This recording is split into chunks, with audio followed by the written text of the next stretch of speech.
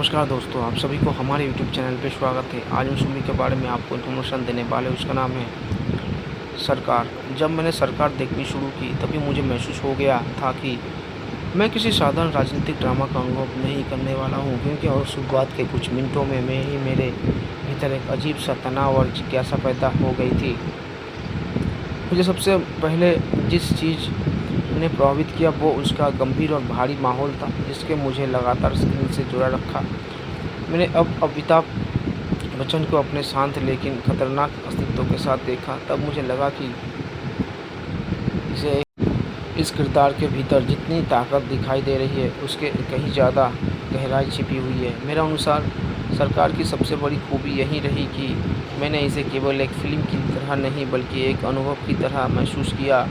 मुझे शुरुआत से ही ऐसा लगा जैसे मैं उस सत्ता, डर और सम्मान की दुनिया के भीतर खुद मौजूद हूँ, जहाँ हर फैसला इंसानों की किस्मत बदल देता है। जब मैं कहानी को आगे बढ़ते हुए देख रहा था, तब मुझे एहसास हुआ कि फ़िल्म बहुत धीरे धीरे अपने किरदारों को परतें खोलती है, और यही चीज़ मुझे सबसे ज़्यादा आकर्षक लगी। मैंने महसूस किया कि निर्देशक ने हर दृश्य को बहुत सोच समझकर बनाया है, ताकि मेरे भीतर लगातार बेचैनी बनी रहे। मुझे खास तौर पर कैमरे का इस्तेमाल बेहद प्रभावशाली लगा, क्योंकि कई क्लोज अप शॉट्स ने मुझे किरदारों को भावनाओं के बहुत करीब पहुंचा दिया। जब मैं सरकार के पसंद संवाद सुन रहा था, तब मुझे ऐसा महसूस हुआ जैसे हर लाइन के पीछे कई गहरी राजनीतिक भावनाओं भी परत छिपी हुई है।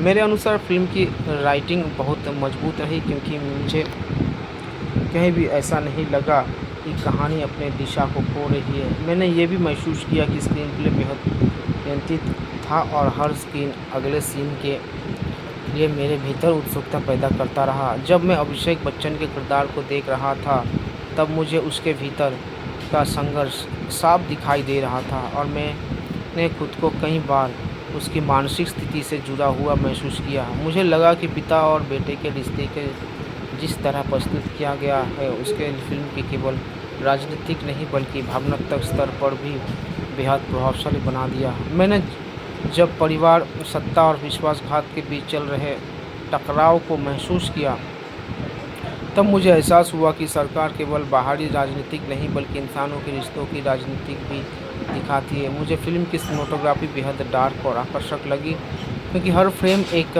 भारीपन था जिसमें मेरे भीतर लगातार तनाव बनाए रखा। जब मैं उन हल्की रोशनी वाले कैमरों और शांत बैठकों को देख रहा था, तब मुझे ऐसा लगा रहा था जैसे मैं हर कोण में कई रहस्य छिपा हुआ है। मैंने महसूस किया कि बैकग्राउंड म्यूजिक ने फिल्म में प्रभाव को कई गुना बढ़ा दिया, क्योंकि कई दृश्यों में केवल संगीत ने ही मेरे भीतर डर और गंभीरता पैदा कर दी थी। मुझे खास तौर पर धीमा लेकिन गूंजता हुआ संगीत बहुत प्रभावशाली लगा, जिसमें हर महत्वपूर्ण दृश्यों को और भी शक्तिशाली बना दिया। मेरे अनुसार सरकार की एडिटिंग की काफ़ी सदी हुई, क्योंकि कहानी भी ज़रूरी ज़्यादा तेज़ नहीं लगी, और ना ही मुझे कहीं बोरियत महसूस हुई। मैंने कई बार महसूस किया कि फ़िल्म जानबूझकर कुछ दृश्यों को धीमा रखती है, ताकि मैं किरदारों की भावनाओं को पूरी तरह महसूस कर सकूं। मुझे ये तरीका काफ़ी पसंद आया, क्योंकि मुझे कहानी का प्रभाव मेरे ऊपर और ज़्यादा गहरा हो गया।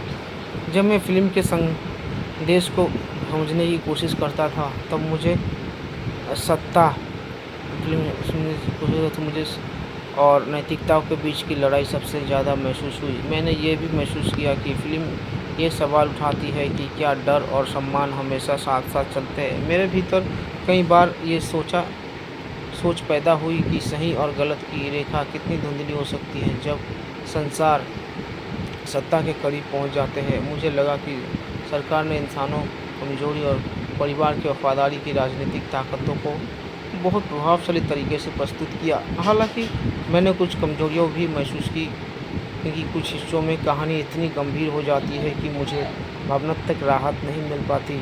मुझे ये भी लगा कि कुछ सहायक किरदारों की और ज़्यादा गहराई दी जाती सकती है, ताकि इसका प्रभाव मेरे ऊपर और ज़्यादा मजबूत बनता। लेकिन छोटी कमियों के बावजूद मैंने पूरी फिल्म के दौरान खुद को पूरी तरह जुड़ा हुआ महसूस किया। जब फिल्म अपने अंतिम हिस्सों में पहुंची, तब मेरे भीतर तनाव और उत्सुकता अपने चरम पर भी, और मैंने महसूस किया कि कहानी मुझे मानसिक रूप से थका भी रही है और प्रभावित भी कर सकती है। मेरे अनुसार अमिताभ बच्चन का प्रदर्शन इस फ़िल्म की आत्मा रहा, क्योंकि उनकी आँखों और शांत आवाज़ में भी इतना प्रभाव था कि मुझे कई बार संवादों से ज़्यादा उनकी खामोशी याद रही। मैंने अंत तक पहुँचते-पहुँचते ये महसूस किया कि इस फ़िल्म को सबसे केवल मनोरंजन ही नहीं, अगर कोई मुझसे पूछे कि ये फ़िल्म कैसी लगी, तो मैं ये कहूँगा कि मैंने इसे एक